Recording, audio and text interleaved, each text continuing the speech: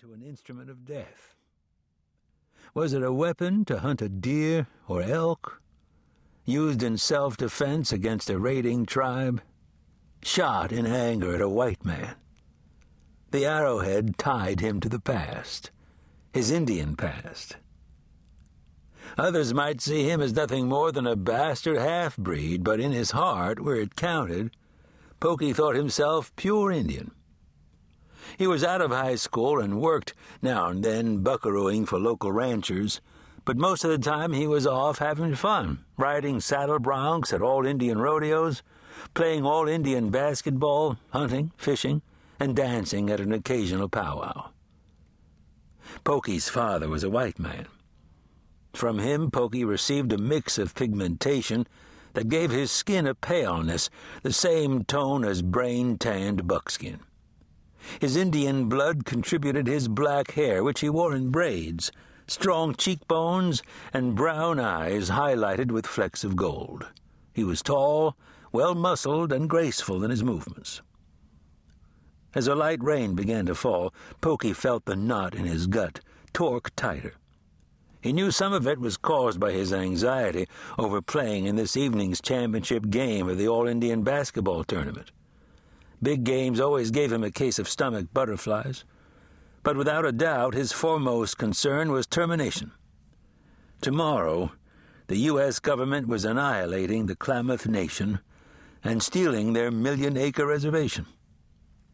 Pokey had come to the conclusion that the last battle had been fought, and the Klamath tribe was surrendering. And for what? A cash settlement of $43,000 to each man, woman, and child, quarter blood or better. How could people sell their heritage, identity, birthright? And what was money? Nothing but printed paper traded for alcohol and fast cars. Alcohol made you stupid. Fast cars killed you. As far as Pokey was concerned, it would be better to take the $43,000 and scatter it on the wind. The big spring storm of 1961 blew hard across the broad plain of the Pacific Ocean, sucking moisture as it came. Brackish clouds slammed inland, dumping rain on the coastal range and snow on the high Cascades.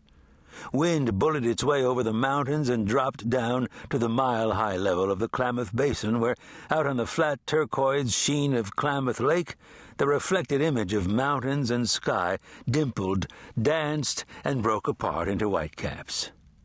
On the flank of Sun Mountain, that same west wind shoved at the trailway's bus snaking through the curves of the narrow, yellow-striped road. Pine trees flashed past. The driver chewed a frayed toothpick while glancing in the overhead mirror, trying to make eye contact with the girl seated directly behind him. Weather report says there's a series of storms, one right after another, just a-waiting to come in. Gonna be a wet one, for sure. The girl didn't respond. She seemed lost in her own world, staring out the window. The driver stole a quick peek at the road to reassure himself it was still in front of him, and then looked back to the face in the mirror. In his opinion, with her long dark hair and youthful good looks, this girl was a beaut. He recalled the scene as he left for work that morning, kissing his wife goodbye. 10 years of marriage, and what did he have to show for it but 4 bratty kids and a big-butted wife? He sarcastically thought to himself, acres and acres of ass, and she's all mine. Again his attention was drawn behind him, not to the girl, but to the prissy young man seated beside her. The two of them presented such a striking contrast. He muttered under his breath, "Goddamn little buck. Mixing races ain't no good. Whites ought to stay with whites, niggers with niggers, and Injuns belong on the reservation. What in the hell is the world coming to?" The junction was near.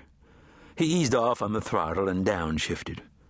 The bus pulled onto the wide shoulder like a fat duck plopping down on a desert pothole. The driver turned to the girl and pointedly asked, "Honey, sure you want to get off here?"